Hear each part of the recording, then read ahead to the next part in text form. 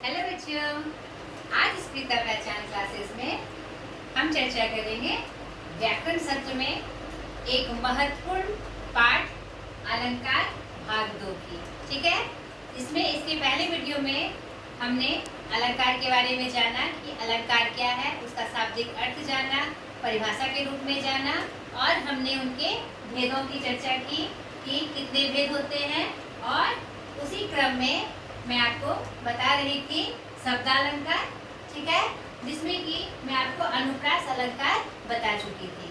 ठीक है बच्चों, अब आगे हम जानेंगे श्लेष, यमक, वक्रोक्ति, पुनरोक्ति, विवक्षा और फिर अर्थालंकार। तो इस वीडियो में मैं कोशिश करूंगी कि आपको पूरा अलंकार बता दूं ट्रिक के साथ।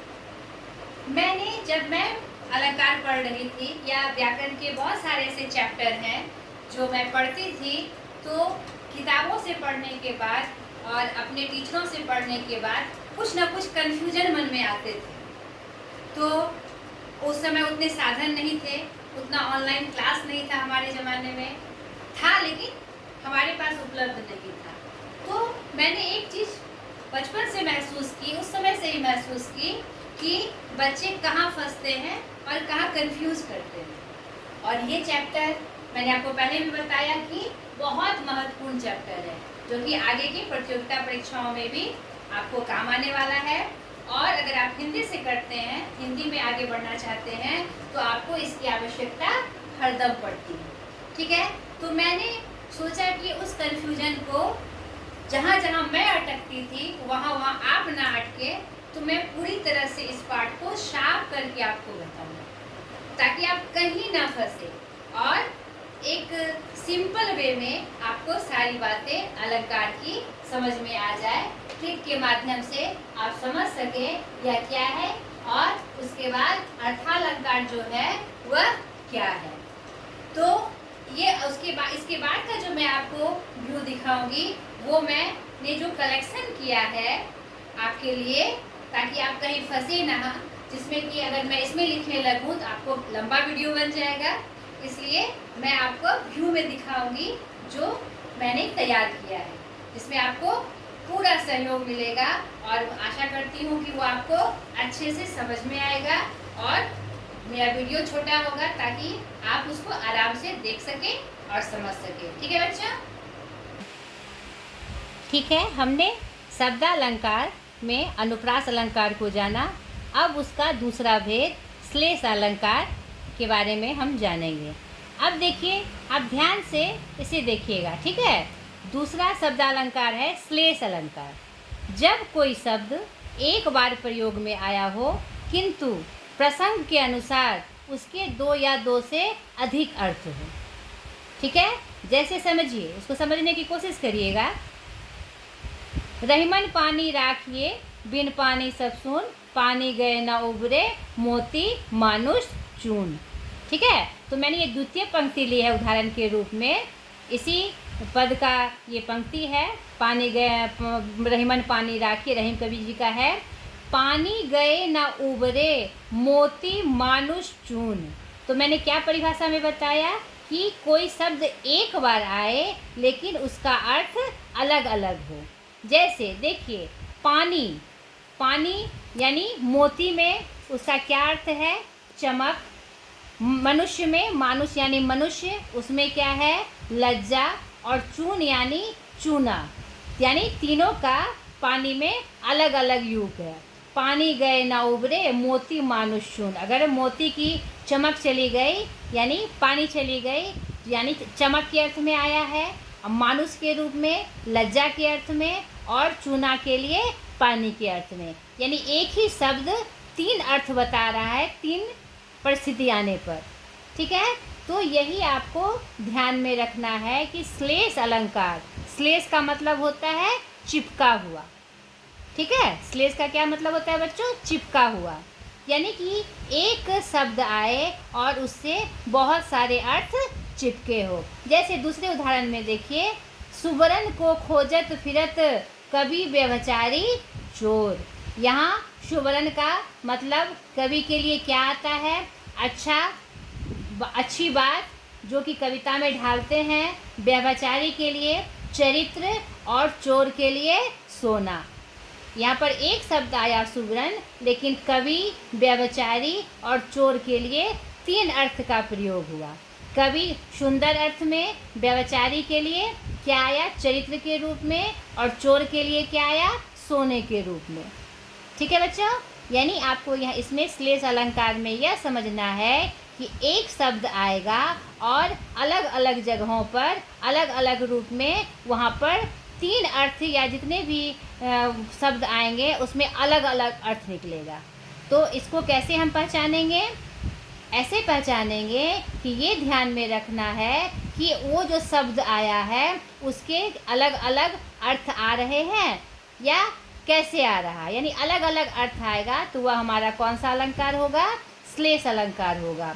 जो रही रहीम गति दीपक की, कुल कपूत की सोय, बारे उजियारे करे, बढ़े अंधेरो होय। यानी यहाँ पर दीपक की बत्ती के बारे में बताई जा रही है। दीपक यहाँ पर जो जलाते हैं हम अंधेरा दूर करने के लिए, और यहाँ पर दीपक का मतलब हो रहा है कुल का दीपक, यानी जो पुत्र बेटा होता है उसके बारे में बताया जा रहा है। यानी 2 दीपक की चर्चा हो रही है, एक कुल के दीपक की जो बेटे के रूप में होती है, और एक जलने वाले दीपक की। तो अगर वह ठीक से जलता है तो दुनिया में उजाला होता है, और अगर वह ठीक से कपूत हो जाता है तो उसके लिए क्या हो जाता है? अंधेरा हो जाता है। यानी एक ही दीपक 2 अर्थ को बता रहा है। समझ गए बच्चों? अब तीसरा भेद शब्दालंकार का, यमक अलंकार। जब कोई शब्द 2 या 2 से अधिक बार प्रयोग में आया हो तथा हर बार उसके अर्थ अलग अलग हों। इसमें क्या था?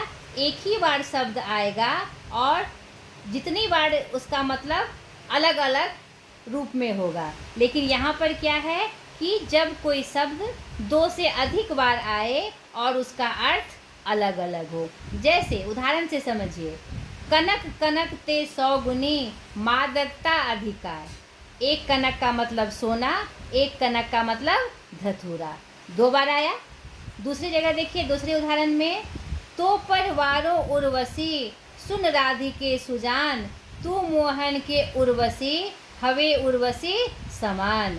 यहाँ पर एक उर्वशी का मतलब अप्सरा है, दूसरे उर्वशी का मतलब क्या है? हृदय में बसना, उड़ में बसी यानी हृदय में बसी। और तीसरे उर्वशी का मतलब क्या है? गले का आभूषण। उड़ मतलब गला और उसका आभूषण। यानी उर्वशी 3 जगह प्रयोग हुआ और तीनों में उसका अर्थ 3 तरह का आया। ठीक है, फिर नेक्स्ट उदाहरण में देखिए, माला फेरत जुग गया, मिटा न मन का फेर, कर का मन का डारीते, मन का फेर। यहाँ पर भी आप देखिए, मन का, मिटा न मन का फेर, यानी यहाँ पर मन का फेर यानी जो मन की दुविधा है।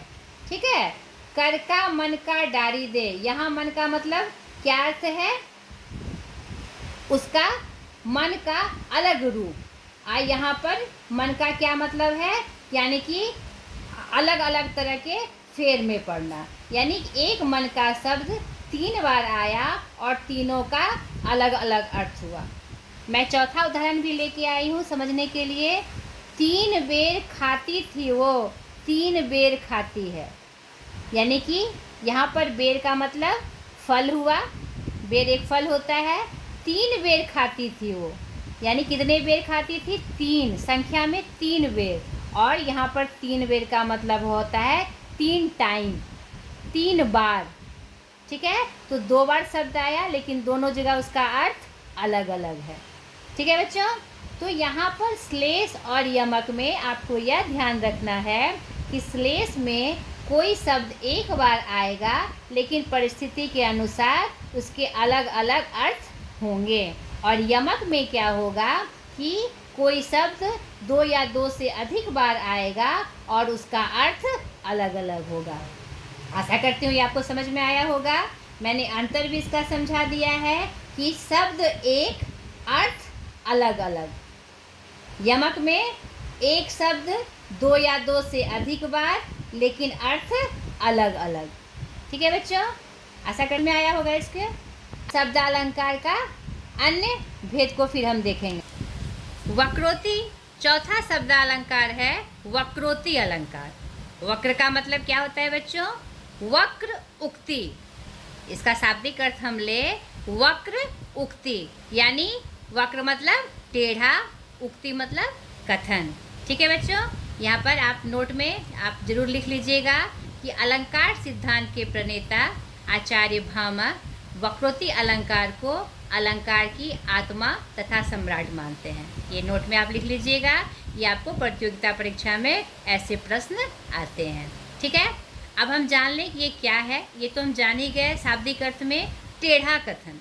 ठीक है, जब किसी वाक्य में वक्ता के कथन का आशय दूसरे अर्थ में लिया जाता है, वहाँ या टेढ़ा अर्थ में लिया जाता है, तो उसे हम क्या कहते हैं? वक्रोक्ति अलंकार, वक्रोक्ति अलंकार। ठीक है बच्चों, जैसे अब कोई बात हम कह रहे हैं लेकिन उसका अर्थ अलग निकल जाए, तो उसी के अनुसार वक्रोक्ति अलंकार दो प्रकार के होते हैं। यानी वक्र रूप में, टेढ़ा रूप में, टेढ़ा कथन के रूप में हम दो तरह से उसका वर्णन देखते हैं हमारे अलंकार में। तो इसके अनुसार वक्रोक्ति अलंकार कितने हैं? दो प्रकार के होते हैं, एक काकू वक्रोक्ति और दूसरा श्लेष वक्रोक्ति। ठीक है, अब एक एक करके हम जाने काकू वक्रोक्ति क्या है। इसमें वक्ता कहता कुछ और है, किंतु कंठ की आवाज़ के कारण अथवा अज्ञानता के कारण श्रोता सुनता कुछ और है। ठीक है, यानी कि अनजाने में दूसरा अर्थ उसे समझ में आता है। तो वह कौन सा वक्रोक्ति है?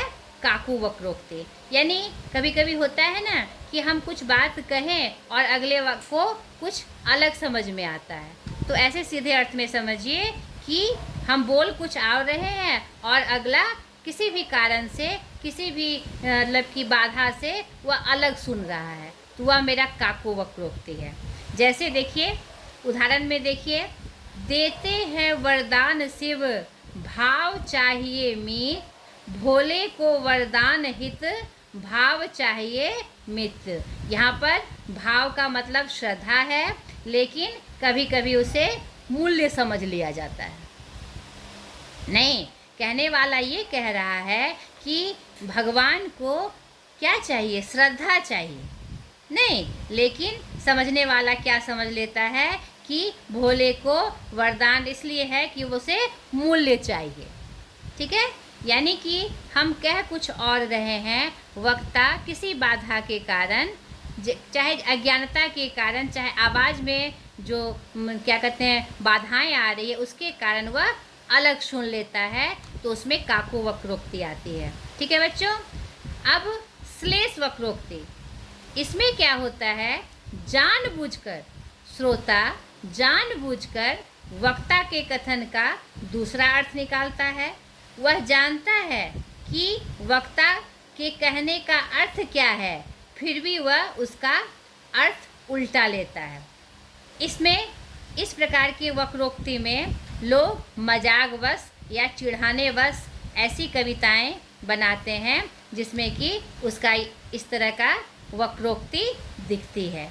ठीक है, यानी कि जानबूझकर उसे मजाक में उल्टा बता देना, या कभी कभी गुस्से में भी जानबूझकर उसे उल्टा बता देना। तो बहुत सारी अभी ऐसी कविताएं हैं, रहीम कवि की, हमारे बिहारी जी की, बहुत सारी ऐसी कविताएं हैं जो कि आप सूरदास जी की भी कविता पाएंगे, जिसमें कि आपको कहना कुछ और चाह रहे हैं और जानबूझकर श्रोता को पता है कि वह क्या कह रहा है, लेकिन जानबूझकर हंसी ठिठोली में वह गलत सुनने की कोशिश करता है। जैसे राधा का प्रसंग में ही देखिए, उदाहरण में मैं लेके आई हूँ, कौन द्वार पर, राधा कहती हैं कौन द्वार पर, हरि मैं राधे, हरि मैं राधे। यहाँ पर कृष्ण जी कह रहे हैं, राधा पूछती है जब कौन द्वार पर, तो कृष्ण कहते हैं हरि मैं राधे। मैं हरी हूँ राधे। लेकिन यहाँ पर जानबूझकर राधा जी ठिठोली करते हुए कहती हैं, क्या वानर का काम यहाँ? यानी कि द्वार पर बिना वजह ठक ठक कौन कर रहा है? लगता है वानर है। तो उन्हें चिढ़ाने के लिए क्या वानर का काम यहाँ, ऐसा कहकर वह ठिठोली कर रही हैं कृष्ण से। आगे देखिए, भिक्षुक को कितना वो तो मांगन का बात गयो जी। यानी कि यहाँ पर भिक्षुक को क्या चाहिए? भिक्षुक को क्या चाहिए? जो वह मांग रहा है वो चाहिए, लेकिन यहाँ पर उल्टा अर्थ लगाकर उसे शर्मिंदा किया जा रहा है। ठीक है, तो आपको ये बात समझ में आ गई होगी कि वक्रोक्ति मतलब कहना कुछ और चाह रहे हैं, अगला समझ रहा है कुछ और। एक में अज्ञानतावश या बाधावश, और इसमें जानबूझकर ठिठोली करने के लिए, मजाक करने के लिए। ठीक है बच्चों, आशा करती हूँ यह अलंकार भी आपको समझ में आया होगा।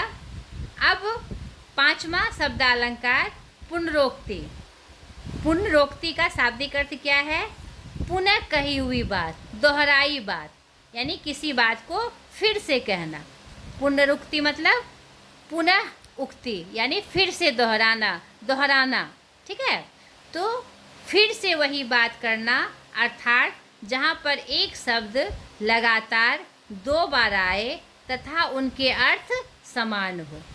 यानी किसी बात को हम 2 बार कहते हैं, हेलो हेलो, धीरे धीरे, सुनो सुनो, यानी एक ही बात वो होती है, और इसी को हम क्या कहते हैं? पुनरोक्ति, जो कि हमेशा काव्य में इसका प्रयोग होता है। जैसे देखिए उदाहरण में, धीरे धीरे फिर बढ़ा चरण, यहाँ पर धीरे धीरे 2 बार आया, उसको ये कौन सा अलंकार है? पुनरोक्ति अलंकार है। मधुर वचन कही कही परितोषी, यहाँ कही कही 2 बार आया और उसका समान अर्थ है। तीसरे उदाहरण में देखिए, जुगन जुगन समझावत हारा, यहाँ पर जुगन जुगन 2 बार आया है, यानी जुग जुग से, यानी उसका एक ही समान अर्थ ही है, खाली वह 2 बार बोला गया है, 2 बार उसकी उक्ति हुई है। ठीक है, आज कितनी सदियों के बाद, देखी कितने सदियों के बाद, यहाँ पर सदियों के बाद 2 बार आई है और दोनों का समान ही अर्थ है, सिर्फ 2 बार कह के उसकी उक्ति की गई है। ठीक है बच्चों, शब्दालंकार का 6ठा भेद है विवक्षा अलंकार। यह अलग से इसके भेद में है, मैंने चर्चा भी की थी आपको पहले वीडियो में, कि विवक्षा अलंकार और पुनरोक्ति अलंकार को बहुत सारे विद्वान एक ही मानते हैं। क्यों? क्योंकि विवक्षा का भी मतलब होता है दोहराना और पुनरोक्ति का भी मतलब होता है दोहराना। ठीक है, लेकिन दोनों में सूक्ष्म अंतर है, इसीलिए अलग से इसे शब्दालंकार के भेद में 6ठे भेद के रूप में रखा गया। और हिंदी में नोट के रूप में आप लोग लिख लीजिएगा, हिंदी में सर्वप्रथम भिखारी दास जी ने विवक्षा अलंकार के नाम से इसे अपनाया। ठीक है, अब ये देखिए विवक्षा और पुनरोक्ति में क्या अंतर है और ये अलग से कैसे आया। हम बहुत सारी बातें कहने के क्रम में, जब हमें किसी चीज़ से घृणा हो, वैराग्य हो, आदर हो या घबराहट हो, आश्चर्य हो, रोचकता हो, तो हम इन सब मैटर में क्या करते हैं कि विस्मय होकर कोई बात दोहरा देते हैं, यानी आश्चर्यचकित होकर हम किसी बात को दोहराते हैं। तो और वो किससे संबंधित होती है? हमारे भावों से। नहीं, अपने भावों को प्रभावशाली बनाने के लिए हम उन शब्दों का बार बार प्रयोग करते हैं। ठीक है, तो उस समय जब हम उन शब्दों को दोहराते हैं तो वह हमारा क्या है? विवक्षा अलंकार। यानी ऐसी परिस्थिति आने पर तो हम क्या करते हैं? आश्चर्यचकित होकर किसी बात को जब दोहराते हैं तो वह मेरा विवक्षा अलंकार होता है। और साधारण अर्थ में जब किसी बात को हम दोहरा के अपनी उक्ति कहते हैं तो वह मेरी क्या है? पुनरोक्ति है। ठीक है, जैसे उदाहरण देखिए आपको समझ में आ जाएगा। जैसे हम शब्द का प्रयोग करते हैं, चिता जलाकर पिता की, हाय हाय मैं दीन, नहा नर्मदा में हुआ यादों में तल्लीन। यानी कि उनकी दुखी अवस्था है, पिता की अर्थी जला रहे हैं तो वह हाय हाय यानी विस्मय होकर वह यह बात कह रहे हैं। और इस विप्सा अलंकार में एक बात और आती है बच्चों, ध्यान रखिएगा, जब भी विप्सा अलंकार का प्रयोग होगा और शब्द को दोहराया जाएगा आश्चर्यचकित विस्मयादि बोधक शब्दों के साथ, उसमें विस्मयादि बोधक चिन्ह भी आएंगे, यानी एक्सप्लेनेशन मार्क जो होता है आश्चर्यचकित शब्दों के लिए उसका प्रयोग किया जाएगा। ठीक है, इस बात का आपको ध्यान रखना है। ठीक है, आगे थोड़ा और जान ले इसके बारे में। विप्सा एवं पुनरोक्ति दोनों का अर्थ है दोहराना, मैंने अभी बताया, इसलिए कई विद्वान दोनों अलंकारों को एक मान लेते हैं, पर दोनों में सूक्ष्म अंतर है। हम जानते हैं कि साहित्य में भावों को व्यक्त करने के लिए भांति भांति शब्दों जैसे छी छी, हंसी हंसी, राम राम, शिव शिव, ओह ओह आदि का प्रयोग किया जाता है। इन परिस्थितियों में घृणा, वैराग्य, आदर, घबराहट आदि के परिस्थिति में, तो उस समय विस्मयादि बोधक शब्दों का प्रयोग जो होता है वह विप्सा अलंकार है। ठीक है, और विप्सा अलंकार युक्त पंक्तियों में विस्मयादि बोधक चिन्ह का प्रयोग होता है, जैसा कि मैंने आपको ऊपर बताया। उदाहरण में देख लीजिए, आपको और स्पष्ट हो जाएगा। उठा लो ये दुनिया, जता दो ये दुनिया, तुम्हारी है तुम ही संभालो ये दुनिया। ये दुनिया का दोहराया गया है और ये हम व्यथित होकर ये पंक्ति कह रहे हैं। नहीं, अब देखिए हंसी में भी हम कहते हैं रीजी रहसी रहसी, हंसी हंसी उठे, यानी दो शब्दों का प्रयोग हुआ है, लेकिन हंसी के रूप में, विस्मय के रूप में, आश्चर्य के रूप में नहीं। आगे देखिए, हा हा इन्हें रोकन को टोकन ना लगाओ तुम। नहीं, यहाँ पर आश्चर्य में ये बात कही जा रही है कि सामने वाले को तुम रोक टोक नहीं सकते हो। ठीक है, मेरे मौला, प्यारे मौला, मेरे मौला, बुला ले मदीने मुझे। यहाँ पर प्रार्थना के रूप में आदर के साथ मौला का नाम दोहराया जा रहा है और इसमें भी विस्मयादि बोधक चिन्ह का प्रयोग हुआ है। आशा करती हूँ विप्सा अलंकार और पुनरोक्ति अलंकार का जो सूक्ष्म अंतर था आपको समझ में आया होगा, और विप्सा अलंकार जो कि शब्द अलंकार का छठे भेद के रूप में है आपको अच्छे से समझ में आया होगा। ठीक है बच्चों, अब हम अलंकार के द्वितीय भेद अर्थालंकार के बारे में जानेंगे और उसके जो उपभेद हैं उसे जानेंगे। ठीक है, एक एक करके देखिए, आपको अच्छे से समझ में आएगी ये बात। अब अर्थालंकार बताने से पहले मैं आपको उपमेय उपमान के बारे में एक ट्रिक बता रही हूँ। उपमेय उपमान अभी आपके सामने आएगा ये शब्द, तो ये क्या है पहले इसको आप अच्छे से समझ लीजिए। उपमेय में आपको याद रखना है मानव शरीर, अंग और भावनाएं। ठीक है बच्चों, यानी कि उपमेय में जो भी शब्द आएंगे वह मानव शरीर का होगा, अंग होगा और मानव की ही भावनाएं होंगी।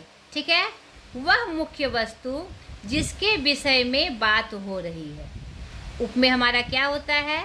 वह मुख्य वस्तु जिसके विषय में बात हो रही है। और ट्रिक में क्या जानना है कि उपमेय में ये चीज़ें आएंगी। ठीक है, उपमान क्या होता है? वह वस्तु जिससे मुख्य वस्तु की तुलना हो रही हो। उपमेय क्या है? जिसके बारे में बात हो रही है। उपमान क्या है? जिससे मुख्य वस्तु की तुलना हो रही हो, यानी इससे तुलना हो रही हो। और इसमें उपमान को हम कैसे पहचानेंगे? जो देवता ने बनाया है, प्रकृति ने बनाया है। ठीक है, ये आपको माइंड में सेट कर लेना है। उपमेय में मानव शरीर, अंग और भावनाएं आएंगी और उपमान में मुख्यतः देवताओं के द्वारा या प्रकृति के द्वारा बनाई हुई चीज़ें आएंगी। जैसे देखिए, उपमेय उपमान में हमेशा तुलना होती है। जब अर्थालंकार में हम उपमा अलंकार पढ़ेंगे तो ये बातें हमें दिखाई पड़ेगी। जैसे देखिए, सीता का मुख चंद्रमा के समान सुंदर है। सीता का मुख उपमेय, मैंने बताया मानवीय शरीर चंद्रमा के समान, चंद्रमा क्या है? देवताओं के द्वारा प्रकृति प्रदत्त है। समान सुंदर है, यहाँ पर तुलना की गई है सीता के मुख की, किससे? चंद्रमा से।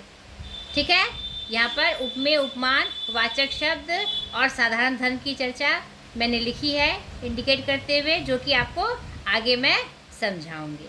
ठीक है, तो अर्थालंकार में पहला अलंकार है उपमा अलंकार। ठीक है, अब ये शब्द मैंने पहले से क्यों समझाया, यहाँ पर आपको ये बात समझ में आ जाएगी। उपमा अलंकार क्या है? देखिए, उपमा मतलब किसी चीज़ की उपमा देना, उदाहरण देना। नहीं तो जहाँ उपमेय में उपमान की समानता बताई जाए, अर्थात जहाँ मुख्य वस्तु को किसी दूसरी वस्तु के जैसा या उसके समान बताया जाता है, तो उपमा अलंकार कहते हैं। जैसे हम कहते हैं ना, उसका मुख चंद्रमा के जैसा है, उसकी आंखें कमल की जैसी है। नहीं, वह बिल्कुल बंदर की तरह बदमाश है। यानी कि हम क्या कर रहे हैं, उसके मतलब जिससे तुलना कर रहे हैं, हम उसे उसके जैसा बता रहे हैं, यानी उसके साथ उसकी उपमा कर रहे हैं, उपमा दे रहे हैं हम, तो वह हमारा उपमा अलंकार होता है। इसको पहचानने का तरीका है कि उपमा अलंकार में सा, सी, सम, समान, से, सरिस, भांति, के, जैसे, की, तरह, तुल्य, के समान आदि शब्दों का प्रयोग होगा। ये सब या ये जो योजक चिन्ह हैं, उपमा अलंकार में जो भी काव्य आएगा उसमें ये शब्द किसी ना किसी रूप में आएंगे। यहाँ पर नोट के रूप में आपको लिख भी लेना है, योजक चिन्ह के साथ सा, सी, सरिस इतने सारे शब्द आ सकते हैं। अगर योजक चिन्ह है और इसके साथ सा, सी, सरिस, समान, भांति, के जैसे आदि लगा है, तो वह मेरा उपमा अलंकार है। और सबसे ये बात समझनी है कि उपमा अलंकार में एक वस्तु की दूसरे वस्तु से तुलना की जाती है, उसी के समान उसको बताया जाता है। ठीक है, जैसे देख लीजिए उदाहरण में, सागर सा गंभीर हृदय हो, गिरी सा जैसा हो ऊंचा जिसका मन। यहाँ पर देखिए योजक चिन्ह के साथ सा आया और बिना योजक चिन्ह के साथ भी सा आया, तो दोनों कंडीशन आ सकते हैं, दोनों परिस्थितियाँ आ सकती है। ठीक है, लेकिन मुख्यतः इन योजक शब्दों का प्रयोग उपमा अलंकार में होता है। जैसे राधा वदन चंद्र सा सुंदर, यहाँ पर तुलना की गई है राधा की बदन से, किससे? चंद्र से, सा शब्द आया। तो इसको पहचानने का ये ट्रिक है कि जब भी उपमा अलंकार होगा तो इन शब्दों का प्रयोग उसमें किया जाएगा। योजक चिन्ह के साथ अगर आता है तो भी ये शब्द, ये हमारे शब्द उसमें प्रयोग किए गए होंगे। ठीक है, अब आगे हम जान लें कि उपमा अलंकार के मुख्य अंग के बारे में। उपमा अलंकार में 4 मुख्य अंग होते हैं। कितने होते हैं बच्चों? 4। उपमेय, उपमान, वाचक शब्द और साधारण धर्म। अब ये क्या है, आप इसको समझने की कोशिश करिए। उपमेय की चर्चा हमने ऊपर की, अभी मुख्य वस्तु। उपमान की भी चर्चा मैंने की, जिससे तुलना हो रही है। उपमान के तुरंत बाद वाचक शब्द आता है। ठीक है, इसका भी आपको ध्यान रखना है नोट के रूप में। ठीक है, अब वाचक शब्द क्या है? यही, ये हमारा वाचक शब्द है। सा, सी, सम, समान, वह गुण जो दोनों में है। यानी वाचक शब्द में कौन सा बात आएगा? जो कि दोनों में है, यानी जो तुलना की जा रही है दोनों में वह गुण है। ठीक है, और साधारण धर्म क्या है? जिस शब्द से उपमा का बोध हो, के समान, यानी जिस वस्तु से तुलना की जा रही है उसके रूप का जो दोनों में एक समान गुण हो, दोनों में एक समान गुण हो, वह साधारण धर्म कहलाता है। जैसा कि यहाँ पर हमने आपको दिखाया, सीता का मुख चंद्रमा के समान सुंदर है। तो यहाँ मुख, सीता का मुख हो गया उपमेय, चंद्रमा जो तुलना की गई उपमान, वाचक शब्द समान और सुंदर, दोनों क्या है, सुंदर है, तो सुंदर दोनों है, यानी साधारण धर्म क्या हो गया, सुंदर, जो दोनों में समान है। समझ गए बच्चों? कालिदास को उपमा अलंकार का सम्राट माना जाता है, यह भी आप नोट कर लीजिएगा, यह भी आपको प्रतियोगिता परीक्षा में पूछा जाता है। ठीक है, अब उपमा अलंकार हम जान गए, किसी चीज़ की उपमा देना, तुलना करना। तो उपमा अलंकार के दो भेद हैं। पहला भेद है पूर्ण उपमा, दूसरा लुप्त उपमा। अब इसको कैसे जानेंगे हम? हमने उपमा अलंकार के 4 अंग आपको बताए, उपमेय, उपमान, वाचक शब्द और साधारण धर्म। जिसमें चारों अंग आए वह मेरा पूर्ण उपमा है, और जिसमें किसी एक अंग का लोप हो वह मेरा लुप्त उपमा है। समझ गए? 4 अंग जो हमने आपको बताए, फिर से सुनिए, उपमेय, उपमान, वाचक शब्द और साधारण धर्म। जिसमें चारों अंग आए वह मेरा पूर्ण उपमा, और जिसमें किसी एक अंग का लोप हो वह मेरा लुप्त उपमा। जैसे देखिए, सीता का मुख चंद्रमा के समान सुंदर है। यहाँ पर देखिए उपमेय भी आया, उपमान भी आया, मुख उपमेय, चंद्रमा उपमान, वाचक शब्द समान और सुंदर साधारण धर्म। तो यह मेरा पूर्ण उपमा अलंकार है। दूसरा उदाहरण देखिए, पीपर पात सरिस मन डोला। पीपर पात सरिस मन डोला, यहाँ पर किसका पात, मन, पात यानी प्रकृति प्रदत्त, मैंने क्या बताया आपको, वो उपमान होता है। तो पात क्या है मेरा, उपमान, कि क्या डोला, मन डोला, या मन यहाँ मनुष्य का होता है, वो मेरा उपमेय हो गया। कैसा, सरिस, सरिस मैंने वाचक शब्दों की भी चर्चा की थी आपको, सरिस वाचक शब्द, और क्या हुआ, डोला, दोनों का मन डोला, दोनों में साधारण धर्म है ये डोलने का। तो यह मेरा क्या हुआ, पूर्ण उपमा। ठीक है। लुप्त उपमा देखिए, जिसमें एक अंक का लोप हो। पड़ी थी बिजली सी विकराल, पड़ी थी बिजली सी विकराल, यहाँ बिजली उपमान, मैंने आपको बताया था प्रकृति प्रदत्त चीज़ें। सी वाचक शब्द और विकराल, दोनों क्या है, विकराल, समान धर्म है लेकिन उपमेय गायब है, मुख्य वस्तु जो है इसमें गायब है। तो यह हमारा क्या हुआ, लुप्त उपमा। ठीक है। अब अर्थालंकार का दूसरा भेद है रूपक अलंकार। ठीक है, इसको आप ध्यान से समझिएगा। महाकवि, नोट के रूप में आप लिख लीजिए, महाकवि तुलसीदास को रूपक अलंकार का सम्राट माना जाता है। अब यहाँ पर देखिए, उपमा और रूपक में क्या अंतर है, आपको ये ध्यान से सुनना होगा।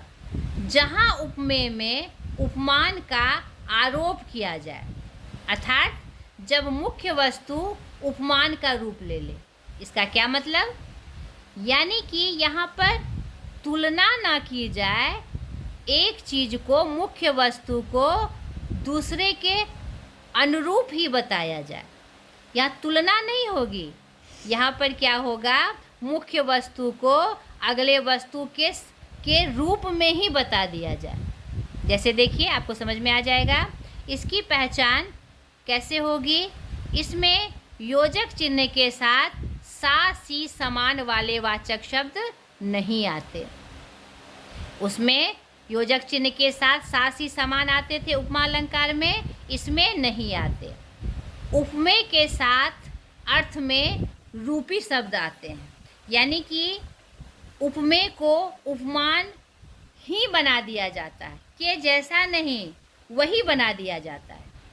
योजक चिन्ह के दोनों बगल उपमेय उपमान होता है, यहाँ पर इसका भी ध्यान रखना है कि इसमें जो योजक चिन्ह आएंगे नहीं भी आ सकते हैं, अगर आएंगे तो योजक चिन्ह के इधर उपमेय होगा, इधर उपमान होगा, यानी इधर मुख्य वस्तु और जिससे तुलना की जाएगी उसके बगल में वह वस्तु। तो यहाँ पर तुलना तो होगी नहीं, उसी के जैसा बताया जाएगा। जैसे देखिए, जैसे उदाहरण में देखिए, पायो जी मैंने राम रतन धन पायो। पायो जी मैंने राम रतन धन पायो। यहाँ पर राम की रतन से तुलना नहीं हो रही है, राम को ही रतन बताया जा रहा है। यहाँ पर राम को ही क्या बताया जा रहा है बच्चों? रतन, रत्न के रूप में बताया जा रहा है। यहाँ तुलना नहीं हो रही है। और देखिए, वाचक इधर मुख्य वस्तु और यहाँ पर जो दूसरी वस्तु आई। नहीं, दूसरे उदाहरण से समझिए, आपको समझ में आएगा। चरण कमल बंदी हरियाई। यहाँ पर चरण और कमल की तुलना नहीं हो रही है, चरण कमल को एक सा बताया जा रहा है कि चरण कैसा है, चरण ही कमल हो गया, चरण कमल के जैसा नहीं है, चरण कमल हो गया है, यानी चरण ही कमल है। ठीक है। मैया मैं तो, तीसरे उदाहरण में देखिए, मैया मैं तो चंद्र खिलौना ले हूँ, चांद की तरह खिलौना नहीं लूँगा, मैं चांद को ही खिलौना के रूप में लूँगा, चांद जैसा नहीं, चांद ही खिलौना के रूप में लूँगा। समझ में आया बच्चों? यहाँ पर देखिए डैश में, इधर उपमेय है, मुख्य वस्तु है और ये दूसरी वस्तु। यहाँ पर तुलना नहीं की जा रही है, उस वस्तु को वैसा ही बताया जा रहा है। चांद जैसा नहीं, मैं चांद ही खिलौना के रूप में लूँगा। ठीक है। आगे देखिए, दुख है जीवन तरु के मूल्य। यहाँ पर जीवन को तरु के समान नहीं बताया जा रहा है, उसे एक ही शब्द में ढाल दिया गया है। ठीक है। बीती विभावरी जागरी, अंबर पनघट में डुबो रही, तटाघट उषा नागरी। यहाँ पर उषा नागरी उसके जैसा नहीं बताया जा रहा है, उसी को उसमें उसी रूप में समाहित कर दिया गया है। ठीक है। यहाँ पर आपको यह ध्यान रखना है, उपमा अलंकार में दो वस्तुओं की तुलना की जाती है और रूपक अलंकार में वही रूप दे दिया जाता है, जो दूसरी वस्तु होती है उसी का रूप दे दिया जाता है। ठीक है बच्चों, ये अर्थालंकार के। तीसरा भेद उत्प्रेक्षा अलंकार। उत्प्रेक्षा का मतलब होता है कल्पना, माना हुआ, संभावना।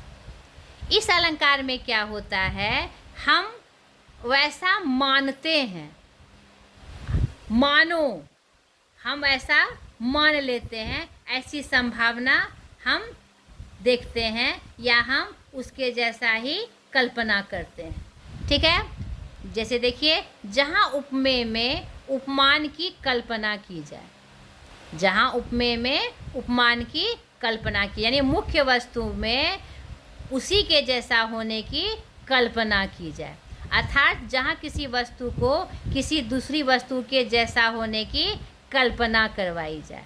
इसको उत्प्रेक्षा अलंकार को पहचानने का तरीका है कि उसमें जनु जन जानू, मनु मन मानहूँ, ज्यों यों इव मानो जानो वाचक शब्द का प्रयोग किया जाता है।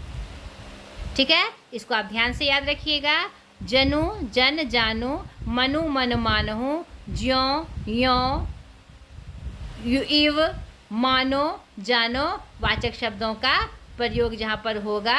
और इस शब्दों से क्या पता चलता है, संभावना, कल्पना, तो वह मेरा कौन सा अलंकार होगा, उत्प्रेक्षा अलंकार होगा। जैसे देखिए, शोहत ओढ़ पीत पढ़ा श्याम सलोने गात, मानो नीलमणि शैल पर आतप पयो प्रभात। मानो आया ना, मानो शब्द, मानो यानी कि इन वाचक शब्दों का प्रयोग होगा और इससे पता चल रहा है कि माना जा रहा है, ऐसी संभावना बताई जा रही है, कल्पना की जा रही है। जैसे दूसरे उदाहरण में देखिए, पाहुन ज्यों आए गांव में शहर में, मेघ आवे बढ़े बैठन में, यानी कि ज्यों, ज्यों शब्द का प्रयोग हुआ, यानी यहाँ भी संभावना बताई जा रही है। आपको इसको पहचानने के लिए ये ट्रिक आपको याद करनी है। जिसमें इन वाचक शब्दों का प्रयोग हो और काव्य से यह पता चले कि कल्पना की जा रही है, माना जा रहा है या संभावना बताई जा रही है। ठीक है बच्चों, यह भेद है अर्थालंकार का। अब तीनों अर्थालंकार के मुख्य तीन जो भेद हैं उसमें अंतर आप समझ लीजिए। उपमा में सासी शम शो के समान समानता का बोध होता है। रूपक में आरोप रूपी शब्द यानी योजक चिन्ह में दोनों को एक ही मान लिया जाता है, वही रूप मान लिया जाता है। और उत्प्रेक्षा में क्या होता है, मानों की कल्पना और संभावना व्यक्त की जाती है। ठीक है बच्चों, आपको समझ में आ गया होगा ये अंतर। चौथा अर्थालंकार का प्रमुख भेद अतिशयोक्ति अलंकार। अतिशयोक्ति मतलब किसी भी बात को बढ़ा चढ़ा कर कहना नहीं, यानी कि अतिशयोक्ति बढ़ा चढ़ा कर उक्ति कहना। शाब्दिक अर्थ है इसका, जहाँ लोक सीमा का अतिक्रमण करके किसी बात को पेश किया जाए, अर्थात जिन पंक्तियों में जो बात कही गई है वह होना संभव नहीं है ईश्वर को छोड़कर। यहाँ पर हमने ये दे दिया है क्योंकि ईश्वर से तो सब कुछ संभव है। यानी कि यहाँ पर आपको ये याद रखना है कि जब किसी काव्य में किसी बात को इतना बढ़ा चढ़ा के बोला जाए जो कि संभव होना नहीं है, मतलब असंभव है। ठीक है, जैसे देखिए अब आपका वीडियो बड़ा हो रहा है, यही 4 प्रमुख भेद हैं जिसके बारे में आपको अच्छे से जानना है। बाकी का भेद मैं आपको उसके परिचय के लिए आपको बता दूंगी और मैं जल्दी जल्दी पढ़कर उसका परिचय आपको दे दूंगी। ठीक है, ये 4 ही प्रमुख भेद हैं अर्थालंकार के। जैसे उदाहरण से समझिए, हनुमान की पूंछ में लगन न पाई आग, लंका सिगरी जल गई, गए निशाचर भाग। क्या ऐसा संभव है? क्या नहीं संभव है। दूसरा देखिए, देख लो साकेत नगरी है यही, स्वर्ग से मिलने गगन जा रही। क्या ऐसा संभव है? क्या साकेत नगरी स्वर्ग से मिलने जा सकती है? नहीं जा सकती है। तीसरा देखिए, पानी परात को छुयो नहीं, नैनन के जल से पग धोए। ऐसा संभव नहीं है, लेकिन काव्य में ऐसा बताकर अतिशयोक्ति वाली बातें कही जा रही है। तो इस तरह का जिसमें किसी बात को, असंभव बात को काव्य के रूप में दिया जाए, उसे हम किस अलंकार में रखते हैं? अतिशयोक्ति अलंकार में। अब जो बाकी 6 भेद हैं अर्थालंकार के, उसका परिचय आपको जब खाली जानना है कि वह किस रूप में आता है। ठीक है, ताकि आप कभी कंफ्यूज ना करें इन चारों के अलावा ये सब अलंकार कहाँ से आ गया। ठीक है, तो मैं जल्दी जल्दी इसको पढ़ती हूँ, वीडियो भी बड़ा हो गया है। भ्रांतिमान अलंकार, यह भी अर्थालंकार का एक भेद है। जब उपमेय में उपमान का भ्रम पैदा हो किंतु कुछ समय बाद वास्तविकता पता चलने पर भ्रम समाप्त हो जाए। ठीक है, इसको पहचानने का क्या तरीका है?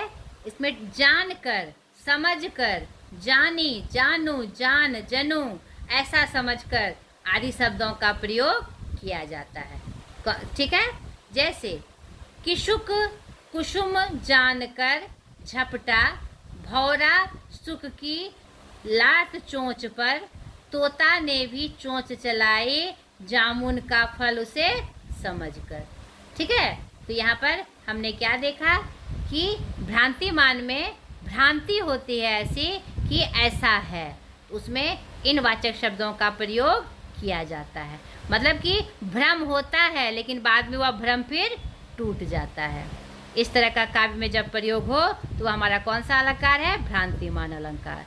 छठा भेद संदेह अलंकार, जहाँ उपमेय के लिए दिए गए उपमानों में संदेह बना रहे तथा यह निश्चित न किया जा सके कि वास्तविक स्थिति क्या है।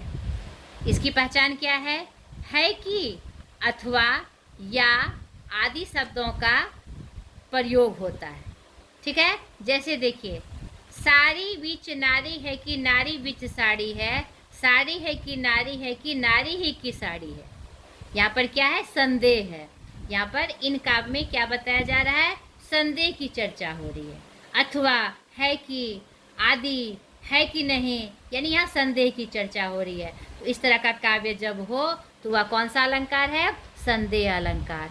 भूखे नर को भूल कर हर कोई देते भोग, पाप हुआ या पुण्य यहाँ करूँ हर्ष या शोक। यहाँ पर संदेह बताया जा रहा है कि भूखे नर को भूलकर हर कोई भोग देता है, इसका मैं पाप मनाऊं कि पुण्य, ये पाप है कि पुण्य है, मैं हर्ष करूं या शोक करूं, या उसके मन में संदेह है।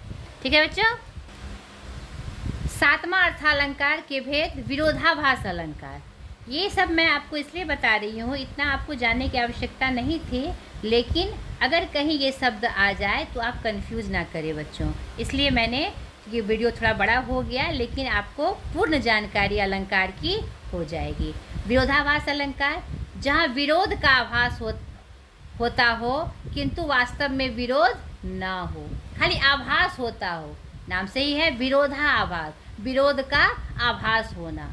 यहाँ ट्रिक क्या है, जहाँ विरोधी अथवा विलोम शब्द एक साथ मिलते हैं, जैसे या अनुरागी चित्त की गति समझे नहीं कोई, ज्यों ज्यों बूझे श्याम रंग त्यों त्यों उज्ज्वल होए। ठीक है, यहाँ पर विरोधी शब्द में क्या है कि ज्यों ज्यों बूझे श्याम रंग त्यों त्यों उज्ज्वल होए। यहाँ पर श्याम काले रंग का प्रतीक है, लेकिन यहाँ पर क्या हो रहा है, उज्ज्वल हो रहा है। ठीक है, समझ में आ गया। विस्मय यह गोदावरी अमृत तन को फल दे। यहाँ जो गोदावरी है विस्मय है, लेकिन यह कैसा फल देती है, अमृतन का फल देती है, अमृत का फल देती है। यानी विरोध का आभास हो लेकिन विरोध ना हो, या सिर्फ कहने के लिए हो। ठीक है। मानवीकरण अलंकार, अर्थालंकार का यह भी एक भेद है, जहाँ उपमेय निर्जीव वस्तु अथवा प्रकृति पर मानवीय चेष्टाओं का आरोप किया जाए, यानी प्राकृतिक चीज़ों को मानव बना दिया जाए। मानव जैसे हंसते हैं, रोते हैं, चलते हैं, नाचते हैं, गाते हैं, मुस्कुराते हैं, उनको प्राकृतिक चीज़ों को वैसा बता दिया जाए तो वह कौन सा अलंकार है, मानवीकरण अलंकार है, मानवीय रूप में परिवर्तित। ठीक है। जैसे फूल हंसे कलियां मुस्काई, फूल क्या हंसते हैं, यह तो मानव का गुण है। कलियां मुस्काई, क्या वो मुस्कुराती हैं, तो यहाँ पर प्राकृतिक चीज़ों को क्या बताया गया है, मानव का रूप दे दिया गया है, तो वह हमारा क्या है, मानवीकरण अलंकार। सागर के उर पार नाच नाच करती है लहरें मधुर गान, क्या लहरें नाच नाच कर मधुर गान कर सकती है, तो यहाँ प्राकृतिक चीज़ों को क्या बता दिया गया है, मानवीय रूप में परिवर्तित कर दिया गया है, तो वह हमारा कौन सा अलंकार है बच्चों, मानवीकरण अलंकार, जो कि अर्थालंकार का ही एक मुख्य भेद है। नमा भेद अर्थालंकार का, जहाँ कारण और कार्य में मेल ना हो, असंगति हो। असंगति का शाब्दिक क्या अर्थ है, संगति ना होना, यानी जो कारण है और जो कार्य है, यानी माध्यम और परिणाम का मेल ना हो। जैसे हृदय घाव मेरे पीर रघुवीरे, यहाँ पर हृदय जो घाव है, पीर किसके हो रहे हैं, रघुवीर को। देखना, दिल उड़त टूटत कुटुम जुड़त चतुरचित प्रीति, पड़त गांठ दुर्जन हिये दई दई दई नैया रीति। क्या यहाँ पर कारण और परिणाम में मेल हो रहा है, नहीं हो रहा है, वह मेरा कौन सा अलंकार है, असंगति अलंकार। नेक्स्ट उल्लेख अलंकार, जहाँ एक वस्तु का वर्णन भिन्न भिन्न प्रकार से किया जाए, एक ही वस्तु है और उसको अलग अलग रूप में उल्लेख किया जाए, बताया जाए, तो वह मेरा क्या है, उल्लेख अलंकार। जैसे तू रूप है किरण में सौंदर्य में, तू प्राण है पवन में विस्तार में गगन में, यानी कि एक ही तुम के रूप में एक ही व्यक्ति को किरण में, सौंदर्य में, प्राण में, पवन में, विस्तार में, गगन में बताया जा रहा है। एक ही वस्तुओं का उल्लेख अलग अलग रूप से, भिन्न भिन्न रूप से किया जा रहा है। नेक्स्ट उदाहरण में आपको और अच्छे से समझ में आ जाएगा। तुम ही हो माता पिता, तुम ही हो बंधु सखा, तुम ही हो, यानी कि एक ही व्यक्ति का नाम अलग अलग रूपों में उल्लेख किया जा रहा है। ठीक है बच्चों, यह मेरा क्या था, उल्लेख अलंकार। अंतिम मुख्य अर्थालंकार का भेद, व्यतिरेक अलंकार, जहाँ उपमान में कोई दोष दिखाकर अथवा दीनहीन लज्जित पराजित बताकर उपमेय को श्रेष्ठ बताया जाए, यानी कि सामने वाले को कोई ना कोई दोष बताकर उसे लज्जित करके जो मुख्य वस्तु है उसे श्रेष्ठ बताया जाता है। तो वह मेरा क्या है? व्यतिरेक अलंकार।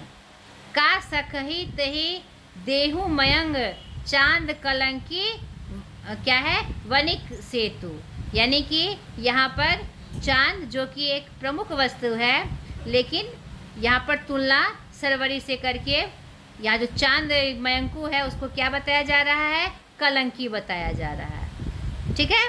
जिनके यश प्रताप के आगे शशि मलिन रवि शीतल लागे, यहाँ पर मुख्य वस्तु को के प्रताप को क्या बताया जा रहा है? श्रेष्ठ बताया जा रहा है। और शशि यानी चांद को मलिन और सूर्य को शीतल बताया जा रहा है, जो कि संभव नहीं है।